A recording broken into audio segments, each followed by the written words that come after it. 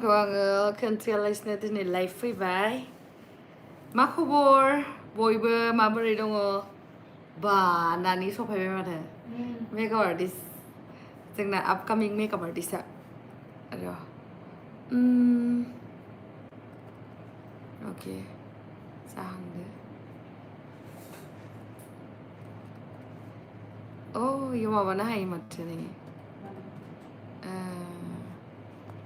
आच्छा हाय हेलौ मा खबर माबोरै दङ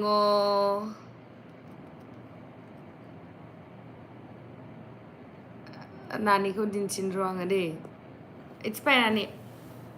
इट्सबाय दासो सफायदो नै नानिया गावनो मेकआप खालामदोंमोननो बा मेकआपआ रोंहांबायानोथ' आङो मा काट क्रिस खालामनाय नामा इथिं एसे फैलाय देखायफैब्रा काट क्रिस खालाम मेगन मिसिबलाय नों हारसिंनो खालामनाय मिसुगुरा एसे जाबावनांगौ मिसुगुर माबा खालामासै मा होनो साइडआवहा होमबाबो दिलि बारा जायासै आंनि मिसुगुरा बारा जायाखै खिन्थु मेकआपआ मोजाङानो जादों जानायालाय आइ मेकआपआ मोजां जादों आच्छा मोजां जादों आंखौ नेक्स्ट टाइम खालामना हो हेलौ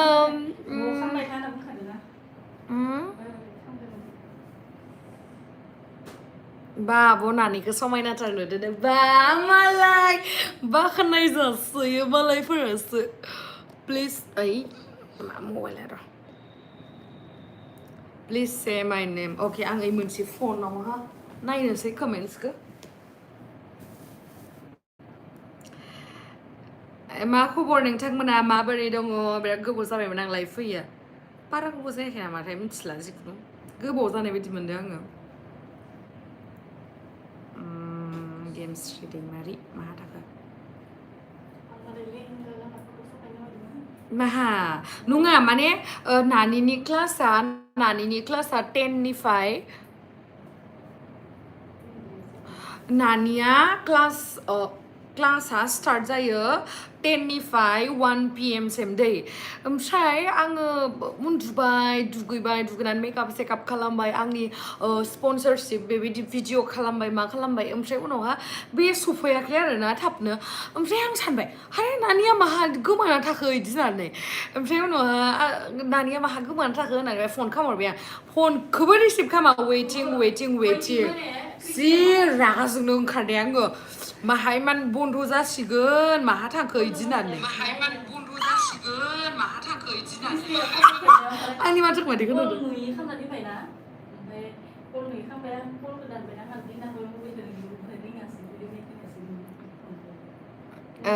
बाजै दाला मोखां नोंना एजआ बेसे जाखो मीनाक्षी रामसियारि दाख्लैसो आंनि 24th बार्थडे थांखांबाय ओमफ्राय बेयावबो माखासे कन्ट्रभारसि क्रिएट खालामदोंमोन माखासे मानसिफ्रा जेनेबा आंखौ नुनायावथ' गिदिर नुयो नालाय दासो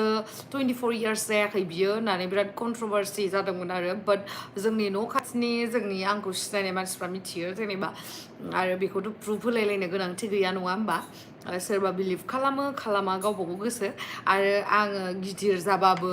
आंनि खामायनायजोंसो आं जागोन आरो आं उन्दैबाबो आं गावनि खामायनायजोंसो जागोन बा सोरबा बुंनायजों जे आंनि खामानिया सोलायगोन बिदिथ' नङा होमबा हेल' थेंक इउ स' माच बिराद लोदोदो जाबाय लकडाउनाव मा खालामगोन माने डाइटिं खालामनायजों आं नोंथांमोनजों शेयार खालामदोंमोन ना भिडिअ'आ बेयावहा डाइटिं खालामनाय भिडिअ'आवहा साननैसोथ' खालामदोंमोन ना ओमफ्राय गैया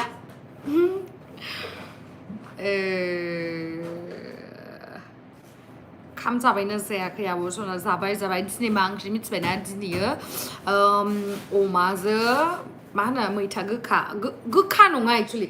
बेखौ मा होनोमोनलाय मा मैथा होनोमोनलाय मैथा बांगाल खिन्थु मैथा बांगालाथ' गोखाबो थायो न' खिन्थु दिनैनि जानाया जोंनिया गोखैसो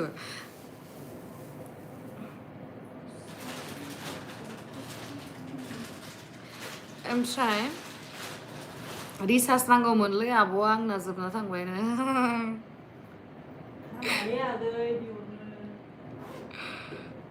You are looking beautiful today. Thank you so much. आयु कमेन्टसा माबायसा हरदों आं फरायग'नोनो हालायलायाखै र' बे माबासो मा होनो माबासो होदो आङो फिल्टार विदाउट फिल्टार माबायसा नुयो नायदो नै oh my god oh my god oh my god oh my god मेकआपखौ बाङाय रोंहांबायथ' नोङो दानि फिल्टार लगायनाया आइशेड'आबो मोजां जागोन ब्रा नोङो प्रेक्टिस खालामनायजोंसो खोथा मा जाखो फना माबायसा दोनबावनो आं न'आवहा जेबो स्टेन्डबो लाबोआखैना बेखायनो बिदि जादों आरो अके थादे नोङो मोजाङै ओमफ्राय मा होनो आङो लाइभ फैनाया जेबो रिजन बेबायदि गैया माने ओरैनो रायलायनो फैबाय आरो सानद्रि मोखाङालाय माथो नुजायासैरा गलाब नार्जारि सानद्रि मोखाङा र' सानद्रि मोखाङा आंजों थाफाखाया आरो दा आङो न'आवसो दंफैयो सानद्रि मोखाङा आंजों थाफाखाया सानद्रि मोखाङा गुवाहाटियाव थाबाबो बेना बेलेग आरो थानाया बेबायसा खिन्थु आङो जेनेबा आं हारसिं थाबाथाय आं हारसिं थाबा बिसोरखौ लेंहरोना बेखायनो आरो लेंहरनानै भिडिअ बानायो बेखायनो मानसिफ्रा सानो जे आंजों थाफायो बाट बेबायदि नङा भिडिअआव आंजों थानाय मानाय जानाय बेबायदि देखायबानो जे बे मानसिया जे आंजोंनो थाफायो सेम न'आव बेबायदिथ' जाया नङा भिडिअ नुनाय सब बुस्थुआनो माने बेबायदि खोथा थायोना मा होनो माखासे मेगनजों नुनायाबो नंखाय जायो थिग बेबायदिनो आरो बहुत मानसिफ्रानो सानो जेनेबा आंजों थानायखाय आंजों भिडिअ बानायनायखाय आं भिडिअ लाफानायखाय जेनेबा आंजोंनो थायो बिदि होननानै सानो खिन्थु बेबायदि नङा आरो प्रिया बसुमतारी नोंसा नानिया मिसाजों मेकआप सोलोंजादो नामा आब' औ नानिया मेकआप सोलोंजाबाय एक्सुअलि आं बेखौ मेकआप सोलोंहोनायनि मेन खोथायानो जाहैबाय जेनेबा मा होनो बेनाथ' फरायनायाबो कमप्लिट जायासै जेनेबा ओमफ्राय गोबावबो जाबाय बियो ओमफ्राय बेखायनो आं सानबाय मा दाथ' जेनेबा हाबा जानायाथ' गावजों जेनेबा गावनि सायावसो डिपेन्ड खालामो जेनेबा बेबायदि एक्जेक्ट एज थाया होननानै आं सानो जेनेबा जेब्लानोखि नों कमफर्टेबल जेब्लानोखि नों सानो जे औ आङो हाबा जाखांनानै जेनेबा रेसपन्सिबिलिटि लानो हानाय जाबाय बेबायदि सानबासो जेनेबा हाबा जानांगौ बेथ' गावबा गावनि सायावसो बेखायनो आं बुंदों मा नोङो फाइनेन्सियेलि फार्स्टआव इन्डिपेन्डेन्ट जाग्रो जेनेबा हौवानि खामायनायखौल' डिपेन्ड जानाङा जेनेबा हौवानि सायावल' डिपेन्ड जानाङा नों फार्स्टआव फाइनेन्सियेलि इन्डिपेन्डेन्ट जाग्रो नोङो एसे न'खौ जिमानखिनि नोंखौ जेनेबा जोंनि बर' मानसिफ्राथ' बांसिनानो लवार मिडल क्लासनिफ्राय बांसिनानो बिलं खालामो स' आं बेखायनो बुंबाय मा नानिखौबो जेनेबा नोंसाबोथ' एसेबां फाइनेन्सियेलि मोजां नङा जेबो नङा आं हेल्प खालामगोन नोङो मोजां सोलोंना ला ओमफ्राय फिउचाराव बेसेबांखिनि मोजां साक्सेस जानो हायो हाया बाट नों नाजालां जेनेबा न' गावनो मा होनो फाइनेन्सियेलि इन्डिपेन्डेन्ट जाबा न'खरा एसे थाबनो जौगासिनो आरो खिन्थु नों जुदि हौवानि खामायनायजोंल' जायोबा जेनेबा आं बेखौ बुङाखै जे हाउस वाइफआ माने जेबो मावा उदां उदां जायो हौवानि सायाव बेबायदिबो बुङाखै आङो जेनेबा आं बुंदोंखि गाव माने फाइनेन्सियेलि इन्डिपेन्डेन्ट जानांगौ सासे हिन्जाव मानसिबाबो जेनेबा माखासे जेनेबा फर एग्जाम्पल आं जेनेबा आं देलायना मोजां मोनो गाननाय जोमनाय माने बिदि एसे फेशनाव इन्ट्रेस्टेड नालाय बेखायनो जोंनाथ' एसे खरसाया बारा नांगौ जायो बेखायनो जों माने मा फाइनेन्सियेलि इन्डिपेन्डेन्ट जानाया बिराद गोनांथार आरो दानि जुगाव हौवानिजोंल' जेनेबा हौवाया दे साख्रि मावबाबो जेनेबा हौवाया माबा मोनसे इनकाम खालामबाबो बिमा बिफानोबो जाहोनो गोनां जायो हिन्जावनोबो जाहोगोन गथ' गथायनोबो जाहोगोन होमबा न'खरा माबायदि देरलांगोन देरलांनोथ' हाया बेखायनो गासैबो मावनांगौ आरो आंनि मथे बेबायदि आरो मावनो हायाबाथ' मावनाङा जेनेबा आरो मावनो गोसो गैयाबाथ' मावनाङा होनदो बारा मेकआप खालामनाङा मोखां हामा जायो बाट दानि जुगाव मेकआपानो बिराद ट्रेन्डिं जागासिनो बेखायनो मेकआप आर्टिस्टनि भेलुआबो बिराद माने थांगासिनो आरो सिगाङावथ' जेनेबा जों उन्दै टाइमाव हाबा साबा जानो थांबाथाय बेबायदि एसेबां माने माबा नुवामोन आरोना मा होनो हिन्जाव गोदानफोरखौ इमान माने बेबायदि नुवामोन एसे सिम्पोल जेनेबा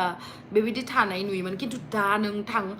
हाबायाव थां नोङो वाव जाखायो हिन्जाव गोदानखौ नुबा बेनि मेकआप बेनि जिथु ड्रेसिं सेन्स माबायसा मेकआप आर्टिस्टआ माबायसा लुक क्रिएट खालामो बिराद मोजांबो नुयो आरो बयहाबो मोनसे हास्थायनाय थायो जेनेबा जिउआव हाबाखौ बेबायदि जागोन बेखायनो मेकआप आर्टिस्टनि भेलुआ बारानिफ्राय बारा जालांगासिनो आरो बेखायनो आं सानबाय मा नानिया बेबायदि नङा दे जेनेबा साख्रिखौल' डिपेन्ड खालामनांगौ बेबायदि नङा आंनि साननाय मथे जेनेबा नों जुदि साख्रियाव हायासैबा बेलेग बहुत खामानि दोङो नों बेयावहा माने ट्राइ खालामनो हायो आरो बेखायनो नानिखौ सोंबाय आङो मायाव इन्ट्रेस्टेड नोङो बिदि होननानै नानिया बुंबाय आंलाय माथो खालामबावनो मेकआपखौनो सोलोंसै खिन्थु बेहा मेकआपनि एसेबां नलेज गैया बेखायनो आङो बेखौ मा होनदों जिथु दाख्लै नोंथांमोना आंखौ एसामिस ब्राइडेल जिथु फट'शुट खालामनाय नुदोंमोन ना बे अमिषा होननाया बे माने गुवाहाटियाव सासे one of the best makeup artist Assamese इन्डास्ट्रिनि आरो माहि पल होननाय बेनिफ्राय सोलोंनानै फैनाय बियो ओमफ्राय दा माने गोदानै बे रौतायावहा डिसि प्लाजायावहा जायफोर रौता खाथिनि बिथांमोना मिथिखागोन डिसि प्लाजा बिल्डिंखौ बेयावहाय माने माबादोंमोन आरो बेयावहा होदो माने बे गावनि जिथु एकाडेमि बेखौ खेवदों ओमफ्राय बेयावहानो दा नानिखौ होबाय आरो स' नोंथांमोनाबो सोरबा सोलोंनो गोसोबा रौता खाथिफोरनिया सोलोंनो हागोन आरो बेनि मेकआपआ बहुत मोजां जायो आं बिराद मोजां मोन्दों आरो रियेलाव बांसिन मोजांसिन नुयो माने बेबायसा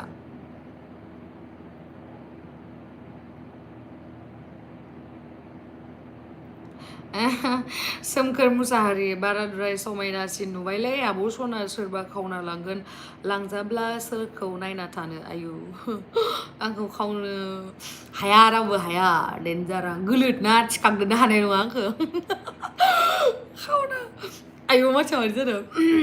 खावना लांनो होनबाबो हानाय नङा लरदो दाखाय गुमैया बहा थांदों आब' सना गुमैया अफिसाव थांदो क'क्राझार ओमफ्राय आयु गुड इभिनिं आब' अके गुड इभिनिं बयनिसिमबो अके आरो मोनसे लाइफ आं दहायनो बुंखांखाबाय आंनि लाइफ फैनाया जेबो बेबायदि रिजन गैया बाट रिजन गैया होननानै नै रायलायबाय थाबाथाय आंनिया ओंखारलांखायो दायो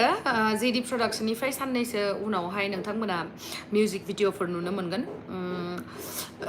दायोथ' जेनेबा लकडाउनबो जाबाय ओमफ्राय आरो गोबावथारबो जाबाय भिडिअसफोरबो होनो मोनाखै दाख्लैनियानो मुड अफ जाना दोङो आंनि 1 मान्थनि सेलेरिखौ जानानै थानाया पुलिसनो अलरेडि नाम्बारखौ होबाय ओमफ्राय पुलिसखौ खबर लाफिननाय जायाखै आरो बाट हमबाय खोमा दाहालागै मिथिला खिन्थु सोंहरफिननांगोन खेबसे ओमफ्राय मा होनो आं बुंनो नागिरनाया जाहैबाय जेडि प्रडाक्सनावहाय बे जेनेबा साननैसो उनावहाय शुटिंआ जागोन आरो मिउजिक भिडिअ गोदान नुनो मोनसिगोन आरो बेयावहाय आंबो थागोन आरो गोदान आर्टिस्टबो थागोन गोदान माने अलरेडि खामखांनाय अब्लाबो गोदानानो जागोन बेबो दासो मोननै मोनथामसो एलबाम दङ आरो बेयो ओमफ्राय एज ए स्ट'रिया एसे इउनिक जागोन नेनानै थादो नोंथांमोना आरो नायनोसै आंथ' मोनथाम खालामनो सानदों मिउजिक भिडिअखौ खेबसेनो मोनथाम शुटिं लाखागोन आरो माने खेबसेयावनो मोनसे शुटिं लानो ओरैबायसा गरम नोंथांमोननिथिं गरम नंगौना नङा खिथाहरलाय ओरैबायसा गरम जोंनियाव बिराद गरम ओमफ्राय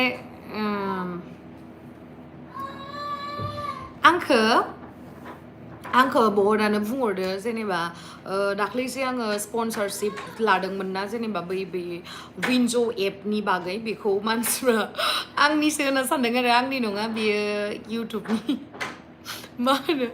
स्पन्सरशिपसो आरो बियो आं जास्ट माने प्रमटसो खालामदों आं बेखौ क्लियार खालामनो थाखाय बुंबाय आरो आयु कमेन्ट्सफ्रा र'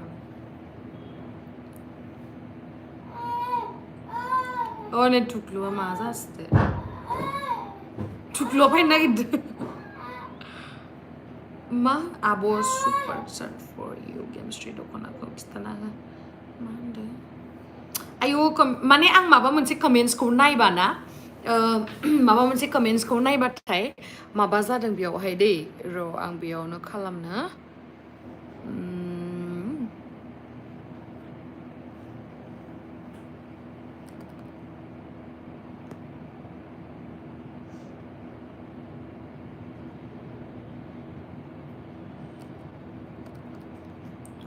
आब'नि भिडिअखौ आब'नि भिडिअखौ नायना जोबोर मोजां मोनो बि बर' थेंक इउ स' माच फ्रम टंला थेंक इउ दे जोबोर जोबोर साबायखर आंनिथिंनिफ्राय रोजा रोजा साबायखर जों बयबो नोंखौ अराय मोजांसिन जौगालांनायखौ लुगैयो बेखायनो आं आसा खालामो इसोरा नोंखौ अराय खुसियै लाखिबाय थाथों आरो गोग्गो देहाजों लोगोसे थाबाय थानो हाथों थेंक इउ स' माच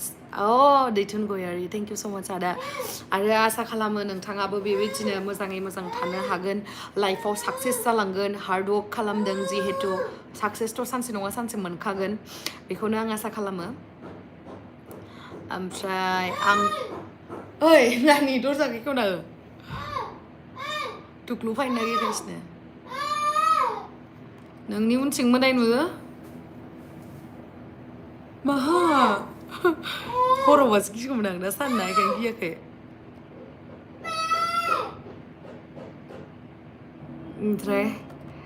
आब' नोंनि रुमखौ खेबसे देखायना अके आंनि रुमा दाबो कमप्लिट जायाखै आं जेब्लानोखि कमप्लिट जागोन रुमा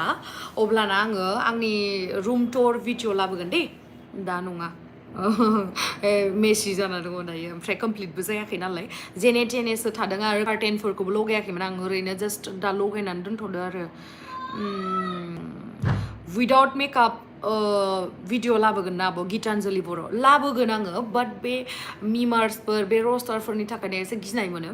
जेबोथ' नङा ओरैनोथ' आङो फैफेरि बिदिथ' नङा आंनि मेकआप भिडिअसआव थांबानो जाबाय आगै गितानजलि बर' नों जुदि आंखौ विदाउट मेकआप नायनो लुगैदोंबा आंनि मेकआप टुटरियेल्स भिडिअ ओमफ्राय आरो बिहाइन्ड दि सिन भिडिअफोराव आङो विदाउट मेकआप शुटआवहाय थाङो ओमफ्राय थांनानै शुटआवहाय मेकआप आर्टिस्टआसो आंखौ मेकआप खालामो बिनि उनावसो नोंथांमोना आंखौ मेकआपजों नुयो बाट बेनि सिगांनो आङो भिडिअ खालामनाय दङ बै आंनि मिम्सबो ओंखारदोंमोन ना बेबायदि आरो ओइ नानिलो खेवना हैथां हारला खालामबाय थाबाय थां र' सना र' टुक्लु फैनो नागिरबाय थादो माने बे बिराद डिस्टार्ब खालामो ना मबाइल सबाइल माबाजोबगोन दा बेखायनो फाय सना फाय बिराद गाजाले आब' आंनि नेमखौ खबसे लाना लाभलि कसारि हेलौ लाभलि आगै नाय आं मा होनदों लाइफआव ना इट्स फाइन इयाव फाय सना हाय सना हेलौ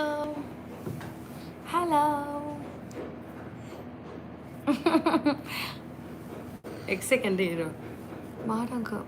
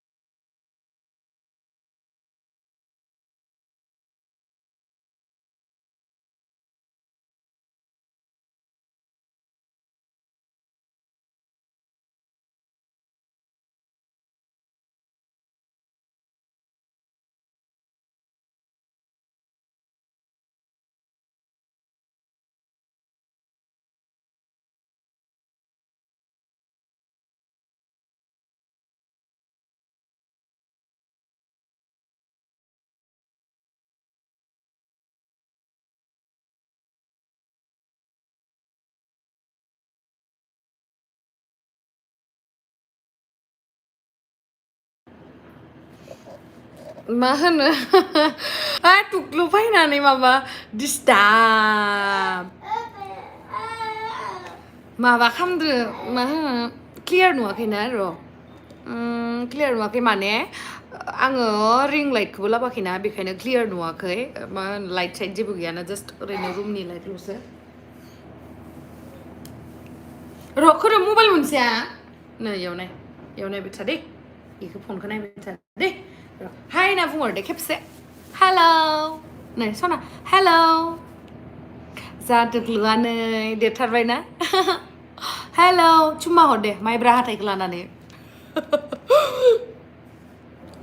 खोनादोंना खोनायाखै नायनो आङो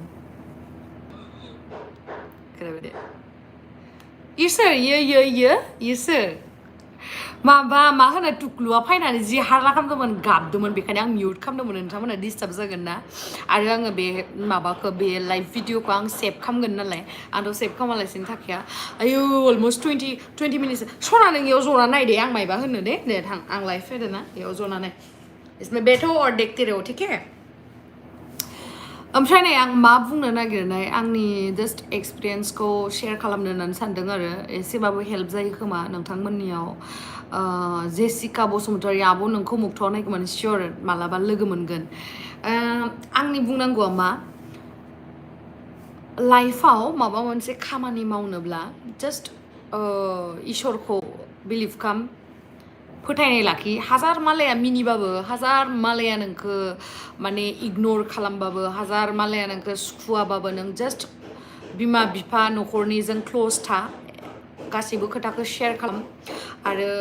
नाम्बार वानावनो भगवानखौ इसोरखौ फोथाय आं बहुत इसोरखौ फोथायो बेखायनो आङो माने आं एक्सपिरियेन्स खालामनानै मोनदों आरोना आं लाइफआव माने बहुत बुस्थुखौनो माने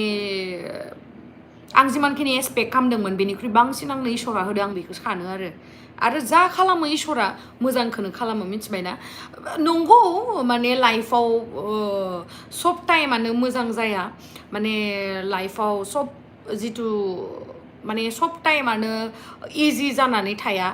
माखासे टाइमाव बिराद हार्ड टाइम फैयो बाट बेखिनियावबो माने बिराद स्ट्रं जानांगौ नोंथांमोना बहुतानो साननो हागौ जेनेबा आंखौ ना बहुत आंहाथ' बिराद माबा माबि आं बावनो सानो बाट औ नायबाय था दे आं बावनो सानो बाट आं माने मालाबा गोसोखाङो आरोना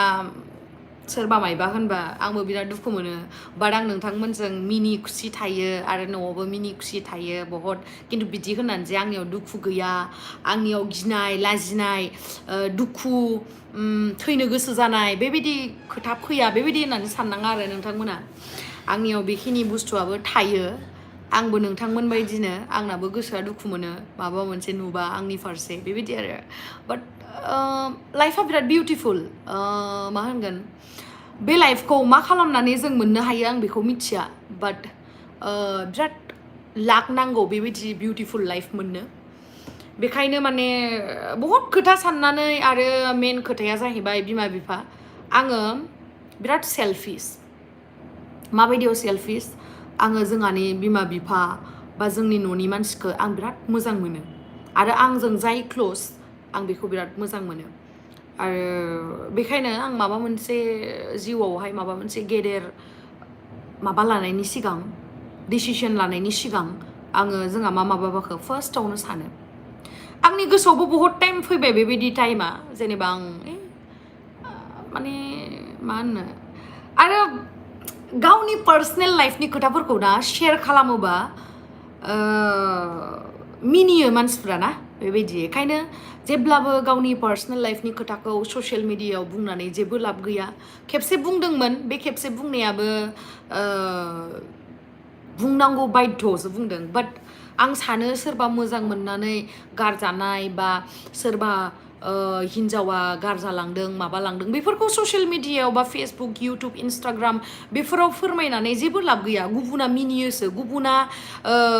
गुबुना न'आव फैनानै बे प्रब्लेमखौ सल्भ खालामना होफैया आरो मोजां मोननाय टाइमाव बा हाबा जानाय टाइमाव ससियेल मिडियायावहा सोंनानै हाबा जायाखै नङा होमबा बेखायनो जों माबा मोनसे प्रब्लेम जाबा न'आवनो रायलायलायनानै बा जायजों जों नांलायदों जायजों जों प्रब्लेम क्रिएट जालायदों बे मानसिजों नांलायनानै बा बुंलायनानै प्रब्लेमखौ सल्भ खालामनांगौ बेबायदि आरो बाट माखासे मानसिफ्रा दङ जेनेबा माबा मोनसे जाबानो ससियेल मिडियायाव फैनानै बुंफैनाय बेबायदि नङा आरोना माने मोनसे लाइफ थायो पार्सनेल लाइफ आरो मोनसे जाहैबाय प्रफेसनेल लाइफ बेखिनिखौबो एसे बुजिनो रोंनांगौ आरो मानसिफ्रा आरो आंथ' दहायनिफ्रायनो बुंखाबाय जे गावनि प्रब्लेमखौ आरो गावनि विकनेसखौ बुंनानै लायोबा मानसिफ्रा बिराद मिनियो बेखायनो मालाबाना ओरैबायदि हारसिं फिल खालामो माने लाइफआव रावबो आंगोआनो गैया नामा बेबायदि फिल खालामो आरो मालाबा बहुत आं गावनो बुंबाय थादो जे रावनोबो शेयार खालामनाङा बाट खुगाया माने ओंखारलांबाय थायो just forget about it मा होनबावनो लाइफआ बेबायदिनो आरो मालाबा ups and मालाबा ups and down बेबायदि लाइफआव बेबायदि जानायखायनोथ' लाइफआ इन्टारेस्टिं जायो खोमा नङाबा जोङो बै खुसिनि मैल्यखौ माबायदि बुजिगौमोन जुदि जों दुखुनि मैल्यखौ मोनामोनबा बेबायदि आरो ओंखायनो जास्ट मोनसेल' खोथा गोसोआव लाखि लाइफआव जा जालाङो मोजांनि थाखाय जायो इसोरा जि खालामो जोंनि लाइफजों मोजांनि थाखाय खालामो जा जायो बेजों सौसिलांनो हानांगोन बेबायदि आरो जास्ट आं बेखौनो सानो मालाबा सानो मालाबा सानो सुसाइड खालामनानै थैनोसै नामा बिदि होननानै बाट बेबायदि साननायनि सिगां बिमा बिफाखौबो साननांगौ मानो होनना बुंबा जोंथ' लवार मिडल क्लासनिफ्राय बिलं खालामो जोंखौ उन्दैनिफ्राय बिराद माने खस्थ'यै फेदेरबाय फोलावबाय नांगौ बायदि फरायहोबाय नांगौ बायदि गानहोबाय नांगौ बायदि जोमहोबाय लुगैनाय बायदि गासिखौबो खालामहोबाय ओंखायनो माने उन्दैनिफ्राय जिहेतु बिमा बिफाया बिराद खस्थ' मोनबोबाय खस्थ' मोनबोनानै दा जों देरनानै बुजिनानै जों जुदि सुसाइड जानानै दिनै थैलाङो जोंनि बिमा बिफाया बेनिख्रुइ बांसिन दुखु जेरावबो गैला आरो बेबायदि ओंखायनो बे 2-3 बोसोर सिगां लोगो मोननाय मानसिखौ साननायनि सिगां गावनि बिमा बिफाखौ सानग्रोनांगोन आरो माने आंनि साननायाव दै दा खिन्थु मालाबा ओरैबायदि टाइम फैयोना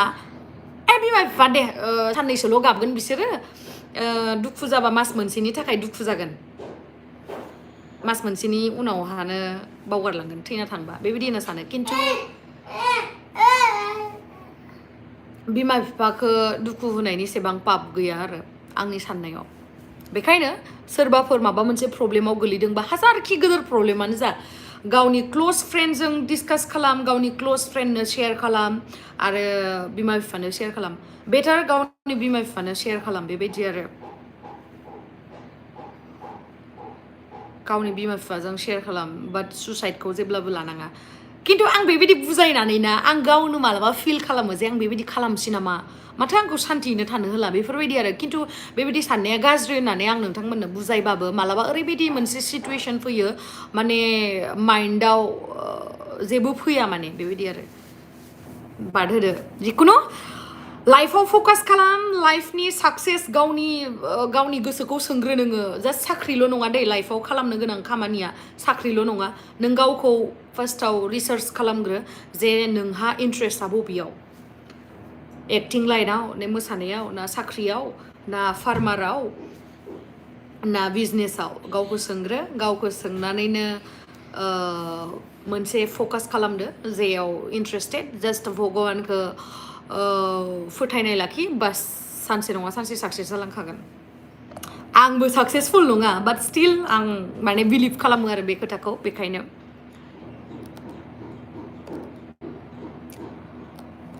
टुक्लुखौ देखायाबो ओरैबायदि डिस्टार्ब खालामो बियो नै उन्दुनानैसो फन नायगासिनो नै हाय बुंहरसो ना दे फन नायबाय था दे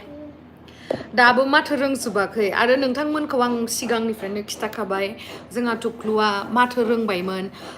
आंखौ माइनाव होनोमोन आंखौथ' आनै लिंखायामोन बियो जोंहा टेक्लाया माइनावसो लिङो नालाय माइनाव लिङो ओमफ्राय मामा बाबाखौ आबौ आबै बिदि रोंनो हानाय जाबायमोन आरो ओमफ्राय बेयावनो मा जाखो बेमार जाबाय बेमार जानानै माने उनाव सिरि सिरि थाग्रा जाबाय आरो ओमफ्राय जोङो सानबाय मा चेन्नाइयाव लांसै चेन्नाइयाव लांनोबाबो नै लकडाउन जाना होबाय बेनि उनावहाय जों गुवाहाटियाव लांबाय आं गुवाहाटियाव लांनाय भिडिअखौबो खालामदोंमोन खोमायाव लानांगौखौ बेखौबो लाबाय आरो दाबो सोलिगासिनो आरो नायनोसै एसे आबौ होननानै बोरैबा बुंनो हानाय जादों आरो नायनोसै दा मा दङ बिनि खाफालावबो आरो जोंबो प्रे खालामो आरो नोंथांमोनाबो हाजासे प्रे खालामबानो जाबाय बेबायदि आरो आङो माबा कमेन्ट्स नायबाय थानाया मा सना आयौ सोरखौबा भिडिअ कल खालामबाय ए नङा नै इ मोनसे फन आं दा आब' जिडि प्रडाक्सनाव मोनसे एलबाम गानांगौ जाबाय आब' नोंना फंबाया सुपार चाट हरनायमोन मोनासै नामा गैया माथो मोनाखै आब'आ मेसांनि मबाइल बायना होखो आरो मा मबाइल आब' प्लिज आब'आ मेसांनि आरो जिबनाव हारसिं सिरियै नाया दे नायबाबो मा फट' नै बे फनखौ लाबा मा खालामगोन खालि फट' भिडिअ नायगोन ओमफ्राय कल खालामगोन बेलेगखौ बेबायसा दाख्लि फन बायनाया बारा दामनि नङा दे बे फनखौ आङो दाख्लि फट'शुट खालामदोंमोन ना एसामिस ब्राइडेल फट'शुट बेनि फैसाखौ दोनबाय थादोंमोन आं ओमफ्राय बे केस थाखा होआखैना माने गुगोल पे जों हरदों ओमफ्राय बेखौनो दोनबाय थादोंमोन आरो आङो दोनबाय थानानै आरो आङो आंनिफ्राय एसे लगायदेरनानै जोंहा आब' लाहानि जिथु फिसालाया बेयो माने फना डिसप्लेयानो नुलामोन आरो ओमफ्राय आब' लाहा माने साननैसो उनाव बायना होगोन होननानै बुंबाय थादोंमोन आरो ओमफ्राय आं माने नेहोनो बाबाय माने जोंबो उन्दैयाव बिराद खस्थ' मोनबोनाय ना बेखायनो माने आङो सोरबाफोर खस्थ' नुनाय बा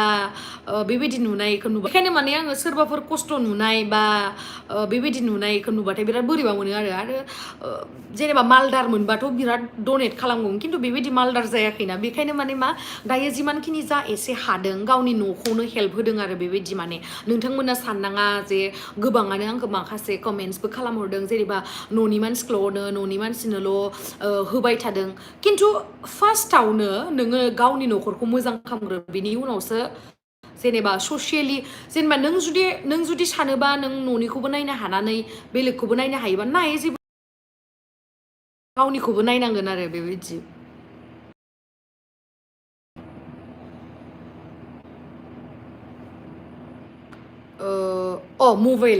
मबाइला लादोंमोन 11,000 मामोनथाय मा मबाइल मोनलाय नानि माबा एमआई C25 मडेला एखेखौनो बायना होदों आङो माने सासेनो दाम गोसा सासेनो खम दामि बायना होबा मेगन सागोन ना ओमफ्राय टुक्लुआ बिराद हेपि जाबाय आरो ओमफ्राय हेपि जानानै आरो आंबो नोंथांमोना जुदि आंनि ब्लगखौ नुदोंबा मिथिखागोन आरो ना आंबो होनदों देरबाथाय आंनो मेकआप बायना होदे इदि होननानै देनां देरबा बुरि जाबाथ' आं जेनेबा आंनियाथ' साख्रि नङाना जेनेबा आं दा जिथु मावगासिनो जेनेबा बेथ' साख्रिमोन आंथ' पेनसन मोना ओमफ्राय देनांथ' बुरि जाबा जेनेबा आंनाबो खामानिया हाजिरा बायदि जुदि आङो दिनै भिडिअ खालामनानै आं जुदि भिडिअ होदोंबा बे अब्लासो इनकाम जागोन बेबायदि नङा जे आङो उइदाउट भिडिअ जेनेबा आं इनकाम फैगोन बेबायदिथ' नङा ना बेखायनो आं माने भिडिअ होनखाना लादो आरो ना देनाङो गोदोर जाबा साख्रि मोनबाथाय आंनो फैसा होनांगोन बिदि होननानै आब' न'खौ हाजोब्बाय नामा गैया थाखा फैसायानो बारा एसां इदि गैयाना आरो आंनिया बिराद खरस जायो आंनिया गाननाय जोमनाय देलायनायावनो बाराद्राय फैसा खरस खालामोना आं मानसिया बिराद लाब साबलाब बेखायनो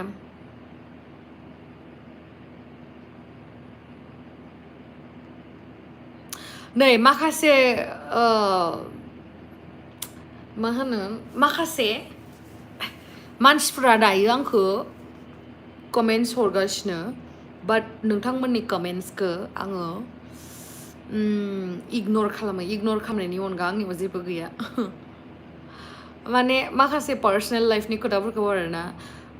गावनि लाइफआव फकास खालाम मालायनि पार्सनेल लाइफआव बारा फकास खालामनाङा गावनि लाइफआव फकास खालाम गावनि लाइफआव गावनि खामानिखौ हार्डवर्क खालाम ओइ आब' लाभ इउ नेहा होनलाय लाभ इउ आब' नेहा फन फैदो फन फैदो हेलौ नै आङो लाइभ फैबाय थादो इउटुबाव दे होमबा टुक्लुनि अरिजिनेल नेमा मा बेनि मुङा जाहैबाय जाफुंसार दैमारि आं दोननाय नामखौ मोजां ना मोजां नंगौना नङा खिथाहरलाय सना नायदो इखौ जाफुंसार दैमारि लावदुमा आब'खौ प्रप'ज खालामनो नामा उनाव खिथागोन प्रप'जआथ' बेनो खालामग्रोदो आं खालामाखै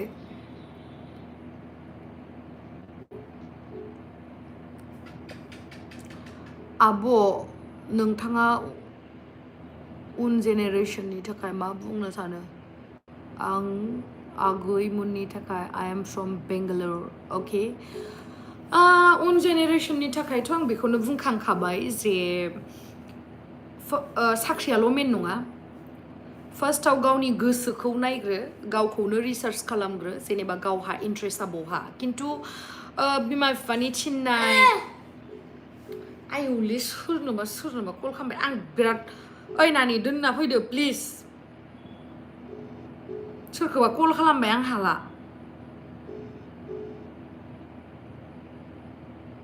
नानिเลยनों मानो कल खालामबाय थायो WhatsAppखौ नायबाय थानाङा नाया इखौ आं लाइभ होबाय थादो माबा मबाइलखौ बुबाय थादो नाङा सना थां उन्दुयै थां ओइ नानि दोनना फैलै डाइरेक्ट ओयाव माइसि डिस्टार्ब नानि दोनना फै मार डिस्टार्ब मोनबाय आङो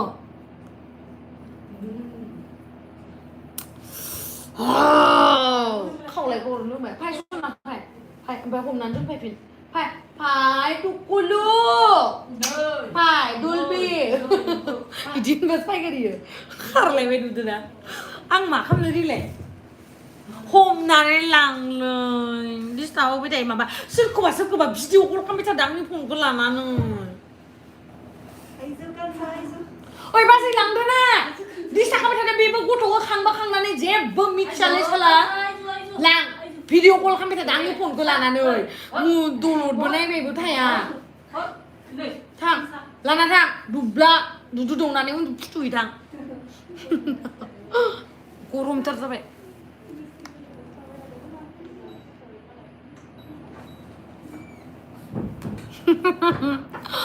sorry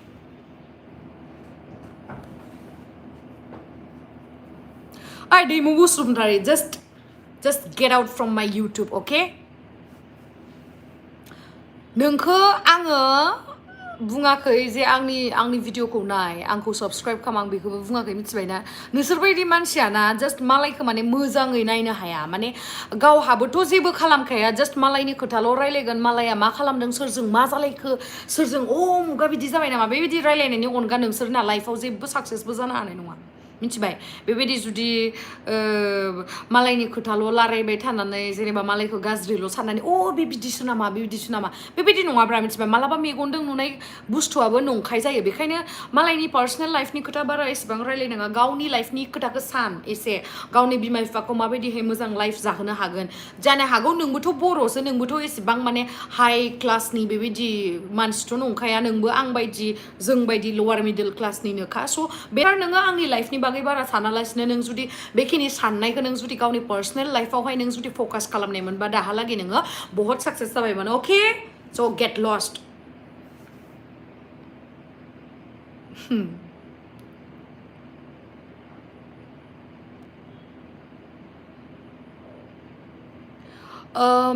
नेटानो नाङालै आब' बालसो थाबथा मानो नेटा नाङा आगै सना आब'लै आं नोंसानाव आलासि जानो थांगौमोन जोंहानाव आलासि जानो दे फैबानो जाबाय आंनि हाबायाव दायो फैथ'नाङा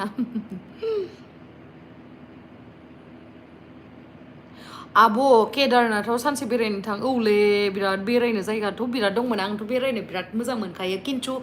लकडाउन फारसेथिं बेखायनो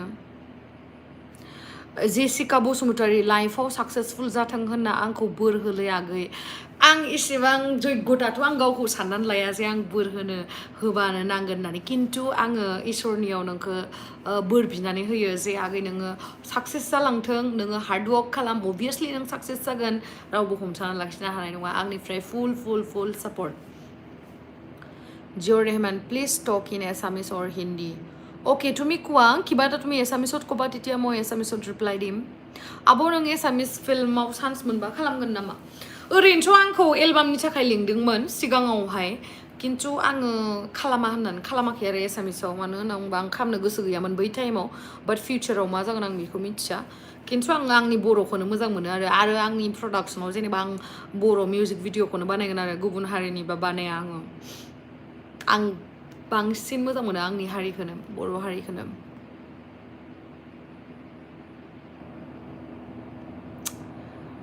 मा सनाव हाबा जागोन आब' नों गोदो सानोमोन दे इउएसआवनो आरोना गोदो जोङो डिग्रि फरायनाय टाइमावहा उदालगुरियावहा भारा रुमाव थाबाथाय पुरा लोगोफोर जमा जनानै रायलायोमोन आरो नों माला हाबा जागोन नों माला हाबा जागोन बिदि होननानै आरोना ओमफ्राय इदिनो सोंलायनायावहा आं मा होनोमोन मिथिबायना 2020 आव हाबा जागोन होनना बुङोमोन आं मानो होनना बुङोबा आं इदि होनोमोन आरो आं बे टाइमाव डिग्री फरायबाय थादोंमोन ना ओमफ्राय आं होनोमोन मा आङो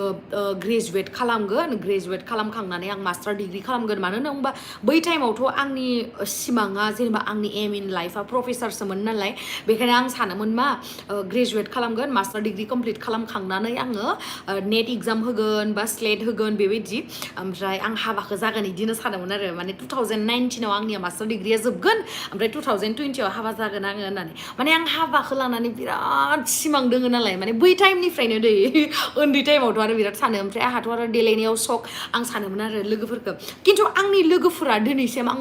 उन्दैनिफ्राय जिमानखिनि लोगो मोनदों ना आंनो बांसिन थंगालि खोमा जेनेबा आं बायदि आंनि लोगोफोरा नङा आरोना बिराद दलद बिसोरो एकदम सिम्पोल जेबो देलाया बेबायदि आरो आंबोथ' खनसा सिगाङावहा जेनेबा मेकआप खालामोमोन आरोना खालामामोन नङाना सिगाङाव जेबो रोङामोन जास्ट मिसुगुरबो आखिबावामोन मिथिबाय आंनि सिगांनि नोंथांमोना जुदि आंनि सिगांनि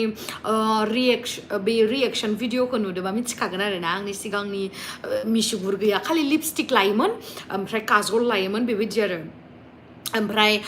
थाइबा दामनि फेयार लाभलि बै क्रिमा बेखौ लायोमोन ओमफ्राय थाइबा ना 10 थाखा लायोमोनलाय पन्स पाउडारा बेखौ लायोमोन जेबोथ' मेकआप खालामनो रोङामोन ओमफ्राय जेब्लानाखि कलेजाव हाबनाय टाइमावहा बै लेकमि फाउन्डेसन खम दामनि दोङो ना बेखौ लायोमोन आरो ना प्राइमार फोनो ना मयस्चराइजार फोनो जेबो फोना डाइरेक्ट प्राइमार लायोमोन खिन्थु थेंक गड स्किना जे गाज्रि जायाखै दिनैसिमबो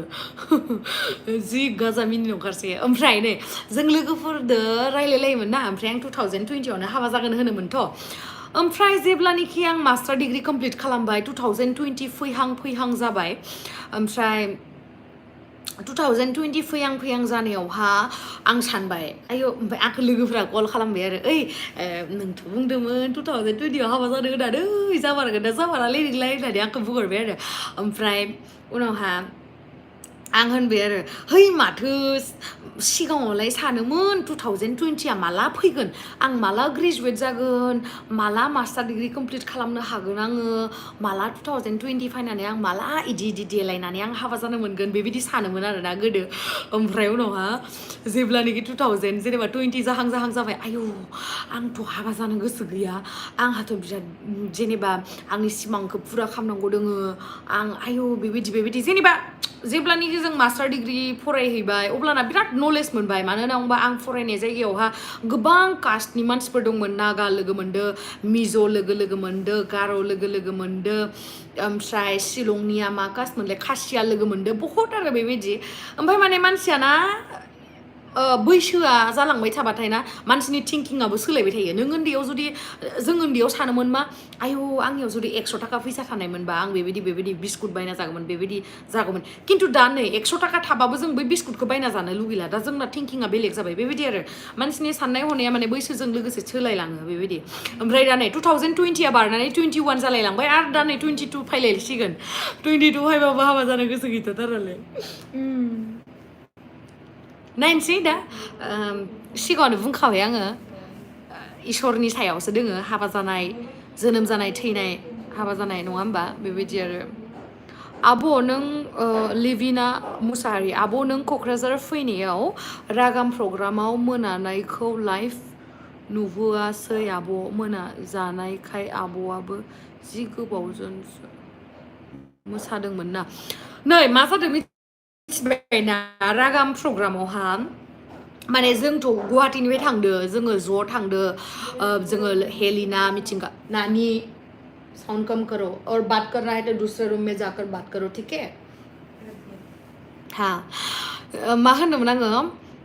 जोङो रागाम प्रग्रामनि खोथा सोंहरदोंमोन ना रागामावहा जोङो हेलिना आं मिथिंगा एखेलगे थांदोंमोन आरो ओमफ्राय थांनानै मा जाखो दानाबा आंखौ मोसाहोग्रोगोन होनबाय जोंथ' एसेबां गोजाननि ना जोंखौ फायहोगोन होनना बुंबाय फार्स्टआवहा बे आदा फैलामोन आरो सोरबा दंसैमोन आरो नामफोरखौ बावगारबाय आङो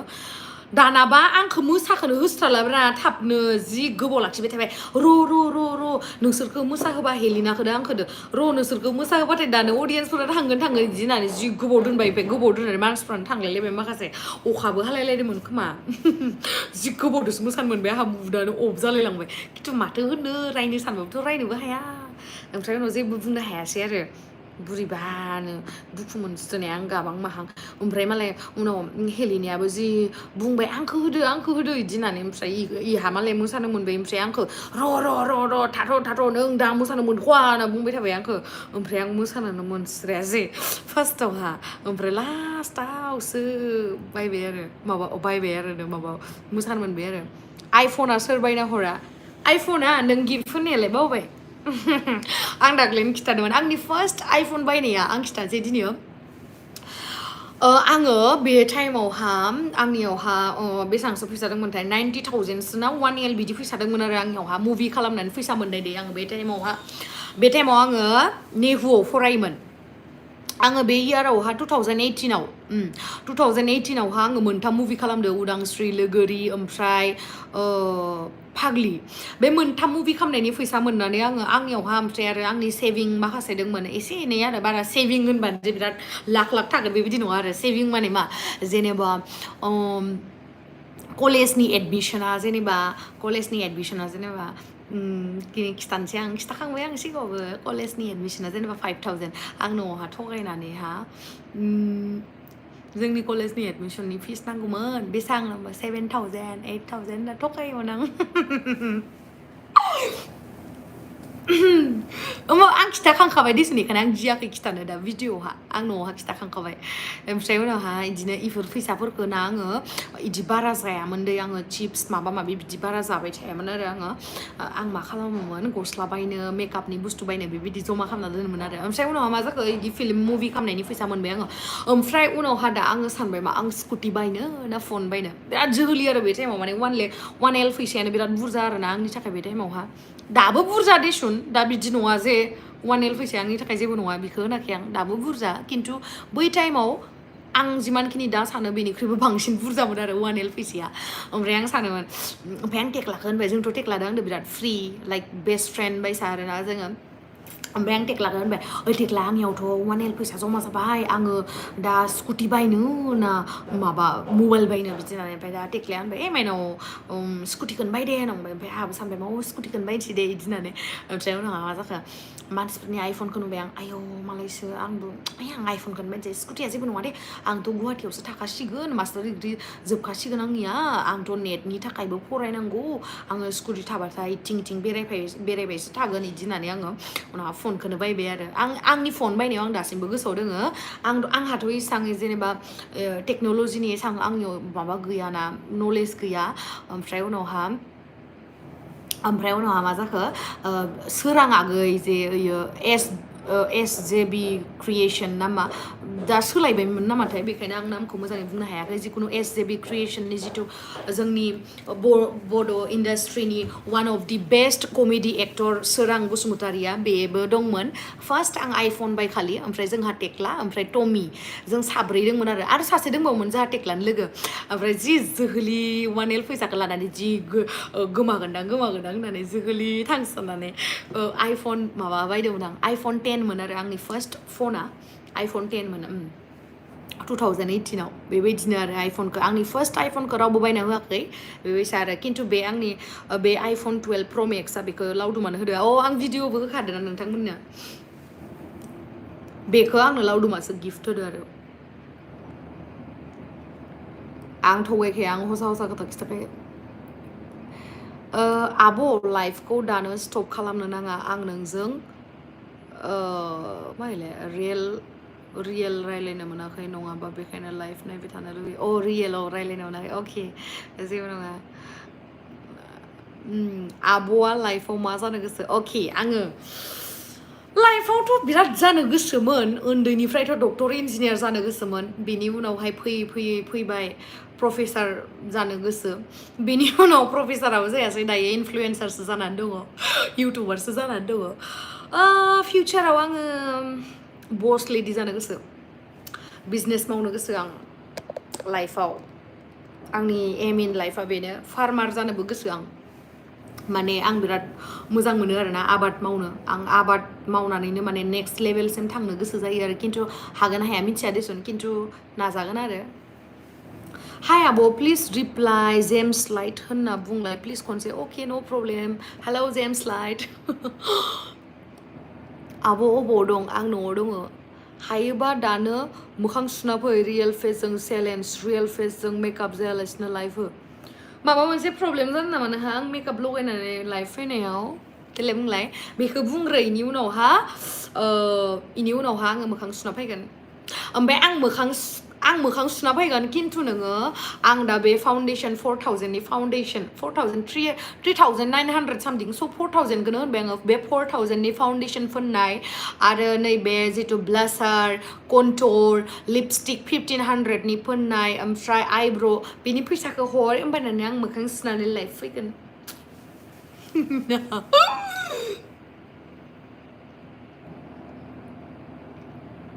लाइफआव मिनि खुसि थानांगौ मिथिबायना लाइफआव ना प्रब्लेम दङ होननानै जास्ट नोङो प्रब्लेमनिफ्राय बाहेर जानो नाजा खिन्थु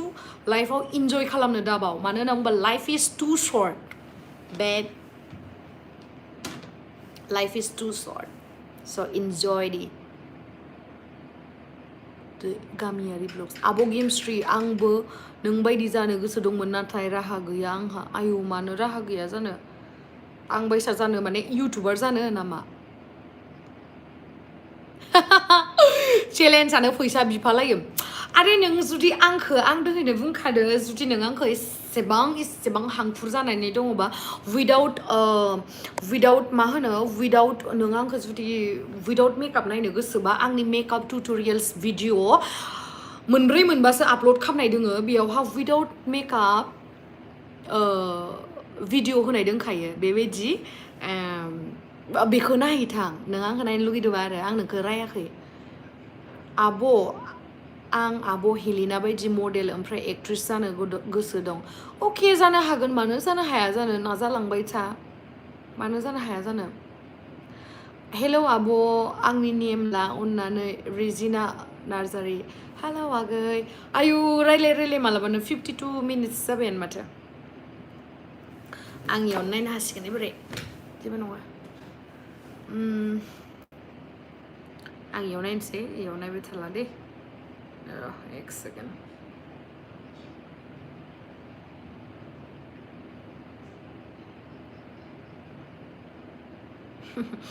आंनि मामाया मादि जाना दोङो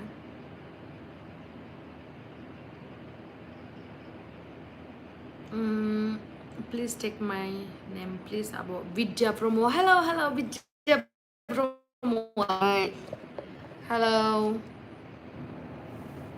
abo नोंनि चेनेल abo गेमस्रि मा नों गाव सिनायना गुलि मानसिफोरनोल' कमेन्टखौ रिप्लाय होयो नामा जोंनिखौ मानो नायस'ना नों SSB क्रिएसन सरि आगै कमेन्ट्सआ बिराद बुरजा फैबाय थादों ना बेखायनो आं नायग'नो हायाखै रन्जिता बसुमतारी आब' बे सासे हौवा बे नोंखौ FB आव इमान गाज्रि बुंना इनसाल्ट खालामना इमान गाज्रि ना आगै रन्जिता लाइफआव आरो मा न' क्रिटिसाइज खालामजानोबो नांगौ मालाबा जेनेबा बेखौबो बुङा आं सब टाइमाव राइट बेबो नङा दे मालाबा आंबो भुल जानो हागौ बा सोरहाबाबो भुल जानो हागौ बेबायदि खिन्थु मालायखौ एसेबां नांनायनि बारा क्रिटिसाइज खालामनायाबो गावनि मोजां गुन नङा बेबायदि आरो बेनि कर्म जेबो नङा सहायना थानो हाग्रा जाबाय खिन्थु मालाबा बिराद दुखु नाङो सुकुन्तला मुसाहारि आब'आ आंनिखौबो नायानो नायदोंब्रा मानो नाया जानो ओइ माबा बेक केमेरासो थुफ्लांबायलै ओमफ्राय मा होनखो आब' नों जिडि प्रडाक्सनाव फिल्म लाबोआ नामा आसा थाबाय फिल्म लाबोगोन जोंथ' एसे डिसकासबो खालामदोंमोन लाबोगौमोन खिन्थु बे लकडाउनानो जाना होबायना बे लकडाउननि थाखायनो जों दा माने जेबो रायलायनो हाथ'वाखै लकडाउनाव खालामनानै आरो मा ना आरो दाथ' नै सामार जाबाय बिराद मा होनो बिराद गरम फुलमति बर' आब' लावदुमखौ खोन्थि लावदुमा दायो क'क्राझारावसो दङ आं न'आवसो दङ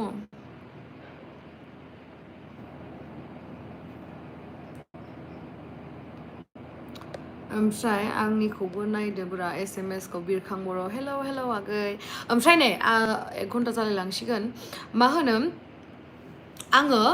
next video ko nोंथांमोना मा लुगैयो comment section आव खिथाहरलाय आङो next video ko 24 hours challenge खालामनो लुगैदों हौवा जानानै माने हौवानि ड्रेस गाननानै आङो हौवानि जेनेबा हौवाया माबोरै खालामो बा हौवाया जानाय टाइमाव माबोरै जायो सासे हौवाया जेनेबा सबजोंबो मिलायाबाबो जेनेबा आरो आं ट्राइ खालामनो आरो नोंथांमोनखौ इन्टारटेन खालामनो थाखाय नाजागोन आङो स' नोंथांमोननो 24 hours हौवानि जेनेबा हौवा जानायखौ लुगैयो ना माने बे चेलेन्ज भिडिअ जागोन आरो 24 hours आं माने हौवा जागोन बा मोनसेया 24 hours मा जानांगौ 24 hours रांखिनि बिहामजो माखौ लुगैयो नोंथांमोना 24 hours हौवा चेलेन्ज ओमफ्राय 24 hours रांखिनि बिहामजो चेलेन्ज मबे मोनसेखौ लुगैयो कमेन्ट सेक्सनाव जल्दि कमेन्ट्स खामहर नोंसोरखौ इन्टारटेन खालामगोन आं होनदो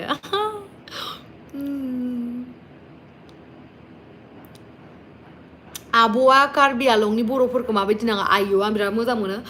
कार्बि आलंआव खेबनै थांबाय नामाथाय आङो उन्दैयाव खेबसे आरो दाख्लै प्रग्रामाव खेबसे लास्ट इयारमोन नामाथाय प्रग्रामा औ लास्ट इयार फेब्रुवारियाव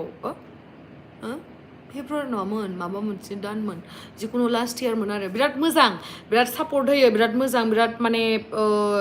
ट्रु मा होनो बहुत मोजां आरो ना कार्बि आलंनि मानसिफ्रा आंथ' बिराद मोजां मोनदो थांनानैबो बहुत मोजां मोनदो रांखिनि बिहामजो खालाम अके बिराद रांखिनिखा आङो 24 hours रांखिनि बिहामजो माने आंनिया लाइक बेबायदि जानाय नङा जे आंनिया स्टोरी टाइप जानाय नङा दे भिडिअआ माने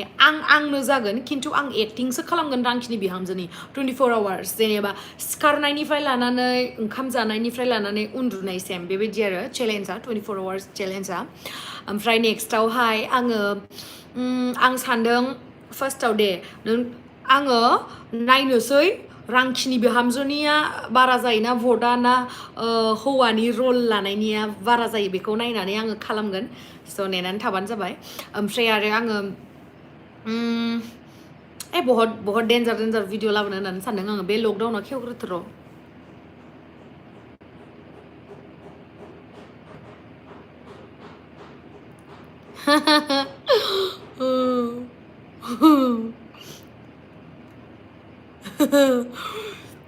डेकोरेटर नामा सान्द्रि मोखाङा केक डेकोरेटर नामा औ सान्द्रि मोखाङा केकबो अर्डार लायो आरो स' नोंथांमोना सोरबाफोर जुदि बार्थडेनि केक बा हाबानि केक बा माबा मोनसेनि जानो थाखाय लुगैनाय केक ओरैनोबाबो जानोबो अर्डार खालामनो हागोन आरो सान्द्रि मोखांनियावहाय बिथाङा सोलोंनायमोन आरो केक बानायनाय बिराद मोजांबो रोंबाय दायो स' नोंथांमोना जुदि सान्द्रि मोखांनि आखाइनि केक जानो लुगैदोंबा अर्डार खालामहरबानो जाबाय दे आं खिथाहरगोन आरो आंनि कमेन्ट्स खालामबानो जाबाय नों माबायदि रागा जोंनो देग्लाय डेन्जारसो आं रागा जोंनाया डेन्जार दाउ बिमानिबो डेन्जार आंखिनिखा जाहा टेक्लायाथ' एकदमबारे मा होनो एकदम माथा गरम जाना थाखालायनाङो डेन्जार आंखिनि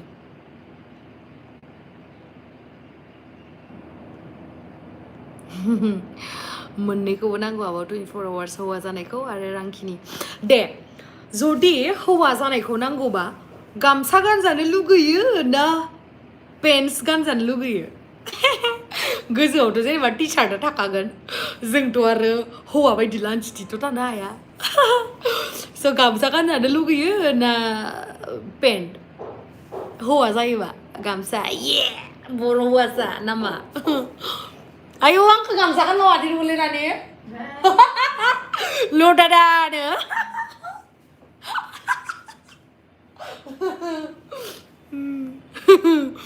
गामसा गानबाबो थिगा जानुगोलै आंखौ आयौ मिनिनानै थैबायलै आङो आथिं गुदु गुदुंदो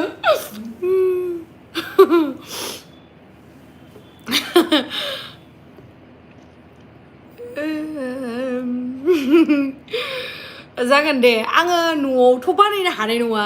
न'हा लासिंसिं मोनोना ओमफ्राय जोंहानियाथ' न'आ जेनेबा एकदम सकथाराव ना मानसिफोर दोंसोयो ओमफ्राय दा न'आवल' थानानै बानायबा हिट नांनाय नङाना माने आं गुवाहाटियावनो थागोन गुवाहाटियावनो थानानै गामसा गाननानै थागोन आय' गुवाहाटियाव दा हारसाफोरना बांसिन ओमफ्राय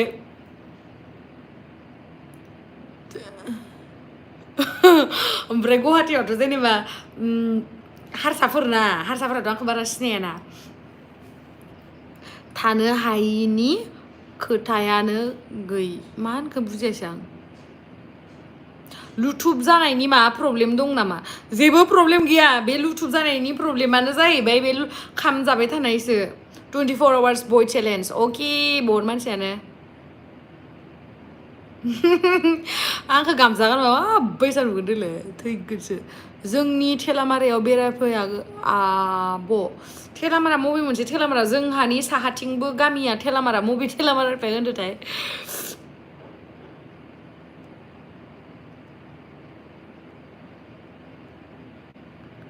नै आब' देमसि अनजनाया खारबाय होनलाय आय अर्जुनायालाय मा खारनो रुमाव दङ जोंनियाव गुवाहाटियाव आब' आंनि आइनि थाखाय डनेसन नांगौ एसे बिसास खालामाब्ला आंनि मेल हरनायखौ नाय आब' अके आगै आङो एक्सुलि ना मेला आंनियाव एकदम बुंजोबनानै थायो मिथिबायना बहुद मेल बिदि हरनाय थायो स' सरि आं नायनो हायाखै बाट आङो प्रे खालामो जे नोंसा मामाया थाबैनो हामथो भगबान गावनि बिमा बिफा गैयालासिनो संसारखौ इमेजिन खालामनो हाया आंथ' एकदम हाया बेखायनो आङो बहुत अनो दे आंनि बिमा बिफायानो जा बा सोरनिबा बिमा बिफायानो जा आं एकदम बहुत अनो ओंखायनो आं 5000नि मेकआप लाना उन्दुना दं आब' बा मालाय माहाजोनथार आंनि आरो मेकआप लाबाथाय भिडिअ खालामनो मोननांगौ बेबायसा आरो सिंगार गोदान नांगौ नामा नोंनो आं खननो गोसोथार दायो आंनि इयारा 16 अके आगै नोङो जुदि कनफिडेन्ट बा जेनेबा नोंनि मेथाइया जुदि बेबायदि लेभेलनि जायोबा नोङो आंखौ हरबानो जाबाय आरो आंनि नाम्बारखौथ' नों मोनखागोन फेसबुकावबो मोनखागोन ढेकियाजुलि सानजाथिं थेलामारा आब' जलिफे अके आं मिथियो दिबिया ब्रह्म नै आब' नानिया बिएफ दंना गैयाबा आदानो हरदो आब' सना बेंकआव मावो आदाया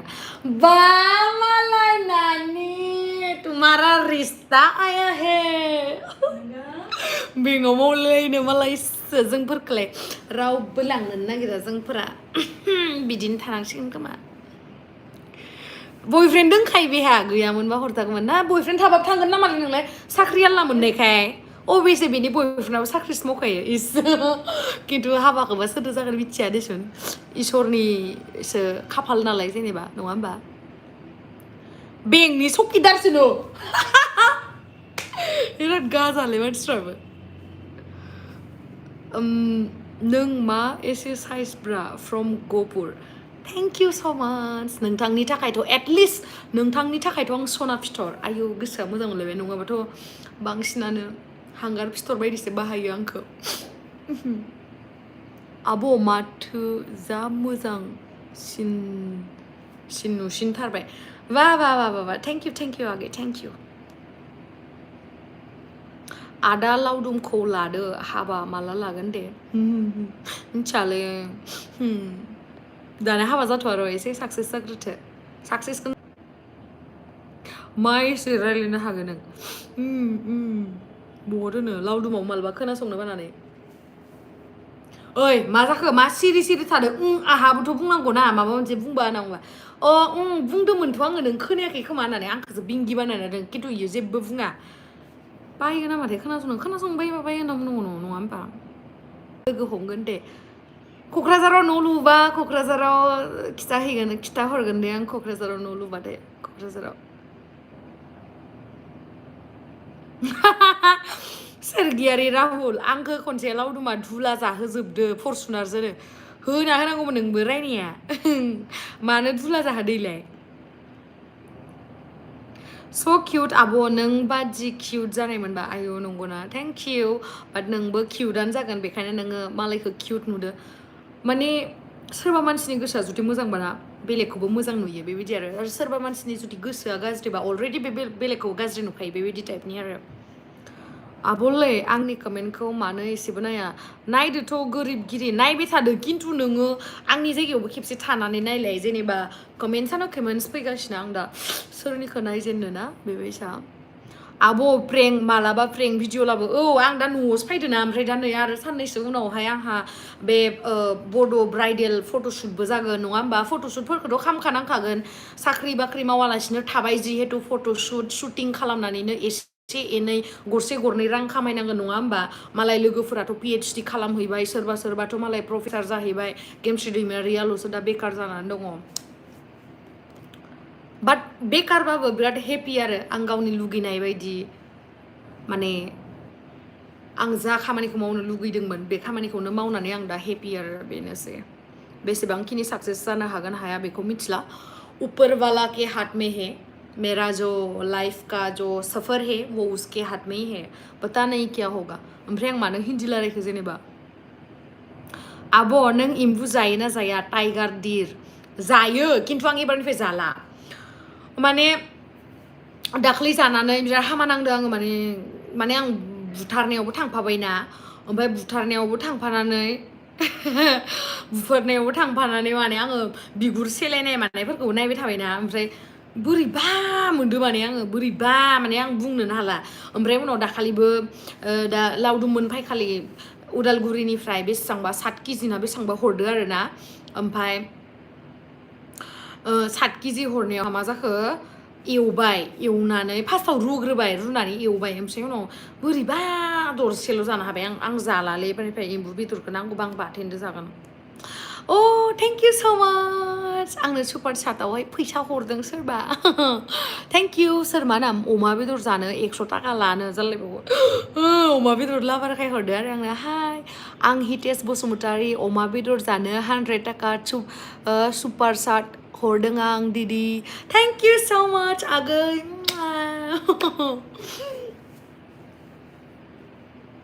फैसादो खोथा नङा खिन्थु नोंजे आंखौ एसेबां अननानै जे इदि हरदो आयु थेंक इउ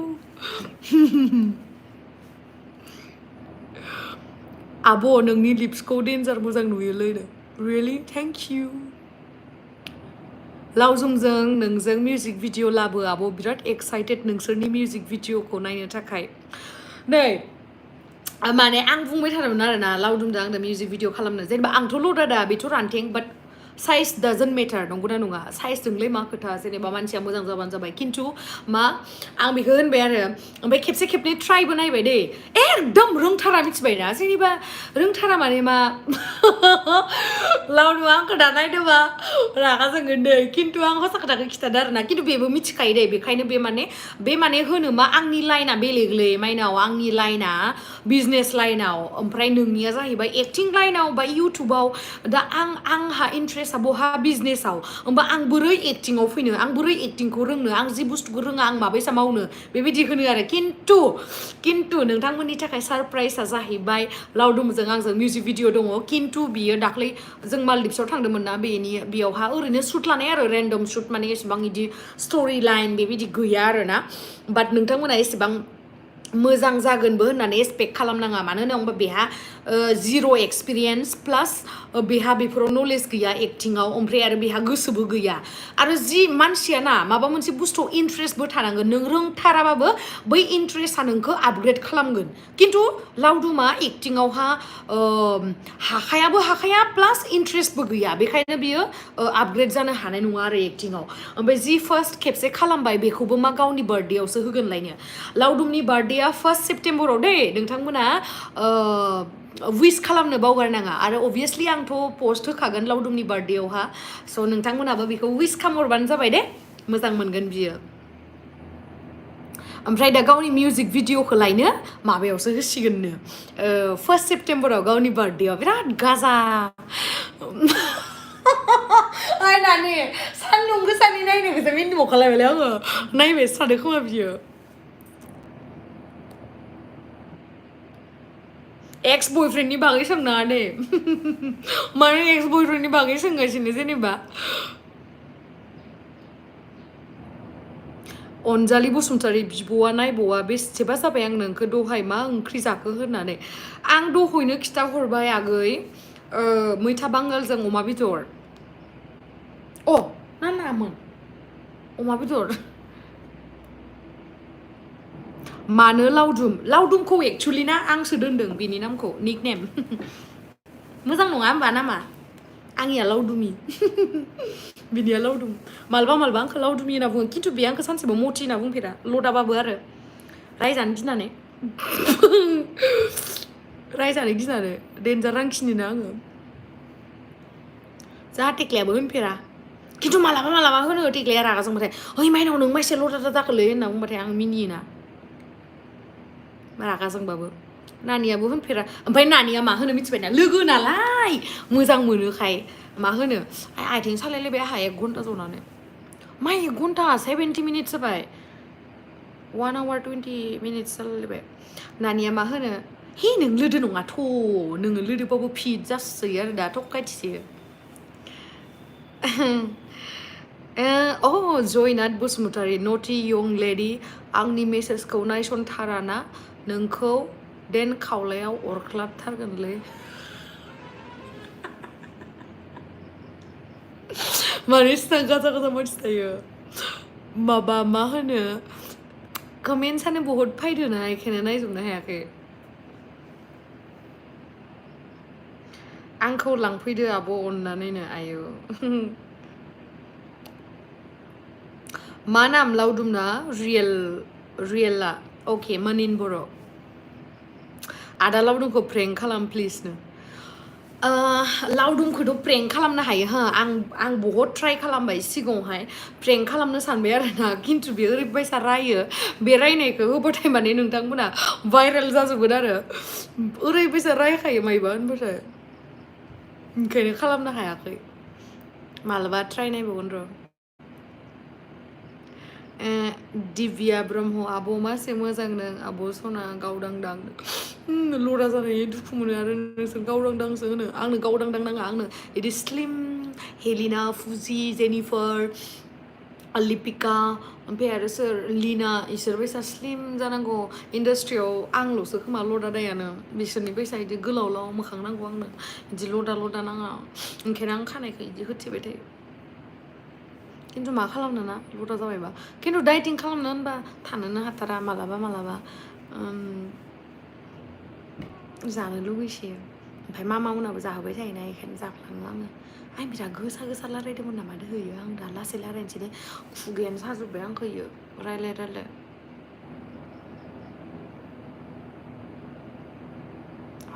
सासोबाय 1.5 घन्टा रायलायनायाबो धेमालि नामा देलाय बुंलाय नोंनि गोसो बायदि साननानै मावदो आब' अके थेंक इउ माखौ होनखोथाय आब' नोंनि हाबायाव आंखौ लिंहरगोन दे अके आं दाननोसै नामा 72 नङा दे 72 ना 72 निफ्राय मा फैयोमोन 72 73 74 75 76 77 78 80 80 सोरबा DJ कार्तिक आसाम 100 टका ओके थेंक इउ सो माच सुपार चार्टआव हरदो थेंक इउ কিহৰ কাৰণে তুমি সুপাৰ চাৰ্টত কিহৰ কাৰণে পঠিয়ালা সেইটোও কৈ দিবা আকৌ কমেণ্টছত মই তোমাক ৰিপ্লাই দিম हारसाना बर' थायो जिखुनु आङो आसाम होननायखाय बर' होनो साननानै बर' होबाय आरो दासो गोजोनबाय आं सना आंनि जिउनिनो आयौ जयनाथ बसुमतारी बिराद गाजालै नों मानसिया आं नोंखौ नुबाय थायो आं नटिस खालामो आरोना बहुतखौनो आंनि फेसबुकाव नोङो कमेन्ट्स हरबाय थायोना बेनि थाखाय थेंक इउ स' माच खिन्थु ना कमेन्ट्सफोरखौ माखासे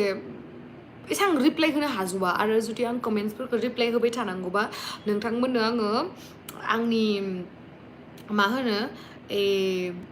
भ्लग भिडिअखौनो लाबोनो हानाय नङा आब' नों सिमेन्ट सापरि फैखांबाय नामा औ थांखांबाय आं उन्दैयाव क्लास 5आव थांगोन आबैयाबो लिंहरबाय थादों जोंहा जनायाव थांबाथाय सिमेन्ट सापरियावबो आरो जोंहा सिमेन्ट सापरियाव जोंहा मामानि बिनानाव दोङो माने जोंहा मादै दोङो आरो आसामिस बुंनाया हिट जाखायो नोंना बर'निस्राय रियेलि थेंक इउ नानिया मेकआप आर्टिस्ट जानो बारा टाइम गैला आरो एक्सपिरियेन्सखौथ' आंनियावनो लागोन बेखायनो बेखायनो मा होनो नोंथांमोना जुदि सोरबाफोर ब्राइडेल फट'शुट बा ओरैनो फट'शुट बा हाबानि बिदि फट'शुट हाबानि बिदि ब्राइडेल मेकआप नांगौबा नानिखौ कन्टेक्ट खालामहरबानो जाबाय ओमफ्राय जेब्लानोखि बेना कर्सआ जोबनानै जेब्लानोखि एक्सपिरियेन्स लाखांनायनि उनाव जेब्लानोखि इयो पारफेक्ट जागोन अब्लासो आङो बेनो मोनसे पेज खेवनानै होगोन बे पेजावहाय नोंथांमोना माबानो हागोन आरो कन्टेक्ट खालामनो हागोन स' डेट बिहाबो हेल्प जायो आरो नोंथांमोनाबो बेखौबो लोगो हमनो हायो आरो मेकआप हाबानि समायनाबो जानो हायो नङा होमबा आरो सोरबाथ' दायो साननानै दङ आफ्टार लकडाउन हाबा जानो स' कन्टेक्ट खालामनो हागोन आरो नानिनि बुंबाव एसामिस खनसे बाव आन्टी ओके हेलो তোমাৰ খবৰ কেনেকুৱা মোক যে তুমি ছুপাৰ চাটত যে তুমি পইচাটো পঠালা তাৰপিছত তুমি একো নিলিখিলা যে সেইকাৰণে মই একো ক'ব নোৱাৰিলোঁ তোমাক নহ'লেতো মই কিবা নহয় কিবা এটা নিশ্চয় ক'লোঁ হয় आब'सना इन्डास्ट्रियाव नोङो बयनिसाय साबसिन आब'सना आयु नंगौना थेंक इउ बाट गासिबो पारफेक्टआनो आथिं सालायलाय बेले 80आव दोनगोन दे आङो 75 मिनिट्स जाबाय आरो 5 मिनिट आब' नोंना साबेसे बिएफ दंमोन बिएफआथ' मा होनो आं दाख्लै व्लग भिडिअ बुंखादो उनावहा आङो खिथागोन होननानै नङाबा होनलायगोन ना हे बेखौल' बुंबाय आंखौबा बुङासै आंबोथ' नोंनि एक्स बयफ्रेन्डमोन ना होनना बुंगोन ना बेखायनो आब' नोंनि हाइटआ बेसे आंना 5.4 आब' आं हाइटुसो एसे बिराद गोजौ जानो आसा थाबाय गोजौफोरखौ जि साइज नुयोना दख'ना गानबा जोंहा आरो हाइ हिल गाननाङो आरो जेबो नङा भगबानादि बेखिनिखौ हरबावदो खिन्थु बेलेगादि बेखिनिखौबो मोनबावाखै नङा होमबा बेखायनो जि हरदो बेयावनो हेपि जाना था भाइ नंगौना नङाबा भगबाना उनाव रागा जोंनानै नेक्स्ट जोनोमावहा बेबायदिखौबो हरनाय नङा ओंखायनो थेंक इउ स' माच प्लिज रिड माय नेम नानि नङाबा लावदुमखौ प्रेंक खालाम अके रुहिला मुसाहारि शियर खालामगोन मानो खालामा जानो खालामगोन अरुणाचल प्रदेशआव फै खेबसे औ थांखांबाय आङो खेबथामसो थांबाय नामाथाय खेबनै नामाथाय ना खेबथाम जाखोबा बावगारबाय आं बाजिलाहानाव जोंहा बाजिलाहान न'आ गहपुराव ना राजगड़निफ्राय खाथिथार माबाया इटानगोरा बे इटानगर इटाभाट ना मा होनो बेयावबो थांखांबाय आङो ओमफ्राय माबा मोनसे लेकआवबो थांबाय दे बे टाइमाव खिन्थु आं भ्लगार नङामोन ना बे टाइमाव इउटुबार नङामोन नङाबाथ' निस्सय भ्लग खालामगौमोन आरो दा आङो साननैसो थानानै माबायाव थांनो होननानै सानदों भालुपुं स' भालुपुं थांबा निस्सय आरो भालुपुं थांखांनायनि उनावहा थांगोन आं सकियाव खिन्थु बिराद मानसिफोर दंसैना बेखायनो दा आं माने दुगैनो लुगैयो दा सोरबाफोर दुगैनो लुगैनायाव दुगैबाथाय आरो भिडिअ लाफायगोन मागोन आं दुगैनो इन्जयखौनो खालामनो मोननाय नङा बेखायनो आं बुंनानै थाङा माला थांगोन खिन्थु आं थांगोन खिन्थु आं खिथाया माला थांगोन आब' नोंना भिडिअफोरा हिटखा थेंक इउ मा होनखो आब' नोंनि साननाय आब' लाभ इउ नों मा थावजोंबो एजेन्स गैया नों मा होनखो आं बुजियाखिसै आगै लाभ इउ टु आगै आब' पासिघाटआव फै औ पासिघाटआवबो खुरमा दोङो सान्दि बसुमतारी टटेल इउटुबाव इनकामा बेसे जाखो बारा एसेबां जायाखै बास टाक टुक सोलियो आरो नांगौखिनिखौ खालामदो एसेबां इदि माबा जाया ओमफ्राय माने मोननै चेनेलनि थाखाय बा जथेस्थ' आरो आंनि थाखाय आंना खरसायानो बाराद्रायथारना मेकआपानो बाराद्राय फोनो नङाबाथ' हंलिलि साइज गैया नालाय जनायाव फैबा टेलामाव बेरायनो फै औ जनायाव ना जोंहा आबैमोननि गामिया सनापुर दै मिथियोबा ओमफ्राय बिसिनिफ्रायथ' मा होनो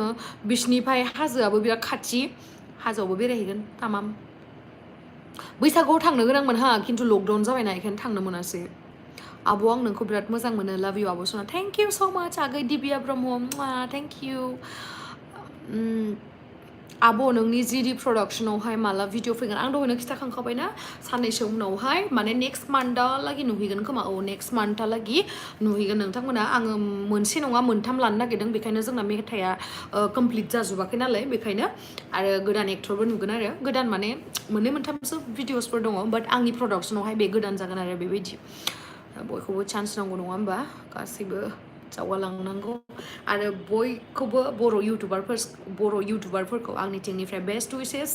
बयबो साक्सेस जालां बयबो सापर्ट खामलाय दानि $3 जाबाय माथो आंना सुपार चार्टआ बोरो मा थांखो थेंक इउ सो माच माहा नायनो हायोमोनला माथो थुबाबो जाला बिदि जासिगोन 79 जाबाय स' दोननोसै आं दे उनावहा रायलायनोसै आरो मालाबाफोर आं गाबोनो न'आव थाला गाबोन थांसिगोन आङो स' भिडिअखौ बानायनो नाजानोसै नोंथांमोननि बुंनाय बायदि भिडिअखौ नोंथांमोना बेबायदिनो अनसायलांबाय थागोन होननानै आसा खालामबाय आरो मोनसे मोजां रादाब बे रादाबानो जाहैबाय जिडि प्रडाक्शननि जिथु सिलभार प्ले बटन एवार्ड बेबो मोनफैसिगोन 2-3 weeks नांगोन होननानै बुंदों बाट आङो एबारै बे न'नि एड्रेसखौ होआखै आरो बै गुवाहाटीनि न'नि एड्रेसखौ होदों स' गुवाहाटीयावबा एसे थाबनो मोनफैगोन खोमा स' जेब्लानाखि मोनफैगोन अब्लानो आं नोंथांमोननि गेजेरावहाय भिडिअ खालामनानै दिन्थिगोन आयो आं बिराद एक्साइटेड आङो आंनि सिलभार प्ले बटनखौ दासिमबो आंनि न' गोदानाव लागायाखै माने आं कनफिउस आरो गुवाहाटीयाव लगायनो ना बेयाव लगायनो बेबायदिया न'आव लगायबा आंनि भिडिअ नुजानाय नङा आरो आं भिडिअ बेबायदि बेकग्राउन्डआवहा नुजानाय बेबायदि होनो लुगैयो आरो बांसिन इउटुबारफोरानो बेबायदि दोनोना बेबायसा ओंखायनो आङो जिथु कार्टनाव मोन्दोंमोन ना बिदि पेक खालामनाय बेयावनो दोनना होदो आरो माबायावहा गद्रेजावहा मामाया ओमफ्राय आरो दा जिडि प्रडाक्शननि सिलभार प्ले बटनखौ मोनगोन आयु बेखायनो आङो स्पेसियेलि थेंक इउ बयनिसिमबो भिउवार्सफोरखौ होयो आंनि लाभारानो जा आंनि हेटार्सआनो जा हेटार्सफोराबो आंनि मिउजिक भिडिअखौ नायदों नायनायावसो आंनिया मा होनो भिउस जादों भिउस जानायाव बा साबस्क्राइब खालामदों हेटार्सफोराबो माबायदि साबस्क्राइब खालामदों बेबायदि माबायसा मिथिखो आङो होनना बुङोबा मानो होनबा भिडिअ आपल'ड होनाय लोगो लोगो डिसलाइकबो फैयो बेखायनो आं साननानै लाबाय जे हेटार्सफोराबो आंनि चेनेलखौ अलरेडि साबस्क्राइब खालामनानै लादों बेनि थाखाय आंनि गोसो गोरबोनिफ्राय रोजा रोजा साबायखर लाभारफोरनिसिमबो आरो हेटार्सफोरनिसिमबो नोंथांमोननि नाजानायावनो नोंथांमोननि सापर्ट होनायावनो जिडि प्रडाक्शनाबो बोसोरसे जायियावनो आं एप्लाइ खालामथ'वाखैमोन आरो 1L साबस्क्राइबार कमप्लिट जाबाबो आं एप्लाइ खालामथ'वाखैमोन आं एप्लाइ खालामनाया बारा बावाखै बेखायनो दासो फैगोन आरो नङाबाथ' आं एसे सिगाङावनो मोनगौमोन ओमफ्राय बेनि थाखाय थेंक इउ स' माच बयनिसिमबो आरो स्पेसियेलि बिरखम रामसियारि जुरुल थमास दैमारि नानि बसुमतारी लावदुम देट मिन्स मनिन बर' थेंक इउ स' माच आंनि लाइफआव फैनायनि थाखाय आंखौ सापर्ट होनायनि थाखाय आरो मामा बाबा थेंक इउ स' माच टेक्ला गासिखौबो दा जाय बिथांमोना आंखौ नायगासिनो बिथांमोनखौबो आंनि गोसो गोरबोनिफ्राय साबायखर थेंक इउ स' माच बेसेबांखिनि सिलभार प्ले बटनखौ आं मोननै मोनगोन होननानै आं सानाखैमोन आरो आसा खालामो आङो गल्डेन प्ले बटनखौबो थाबनो मोनगोन बा आं मोनाबाबो जोंनि बर'नि मादाव जेनेबा सोरबा नङा सोरबा सासे थाबनो गल्ड प्ले बटनखौ मोनथो बा डायमन्ड प्ले बटनखौ मोनथो जल्दियैनो बेखौनो आं आसा खालामो आरो प्रे खालामो इसोरनियाव स' थेंक इउ स' माच गाइस आंनि भिडिअआव फैनायनि थाखाय आंनि लाइफआव आंजों थाफानायनि थाखाय थेंक इउ लाभ इउ बाय बाय माहा दानामोनलाय बावलायलायदो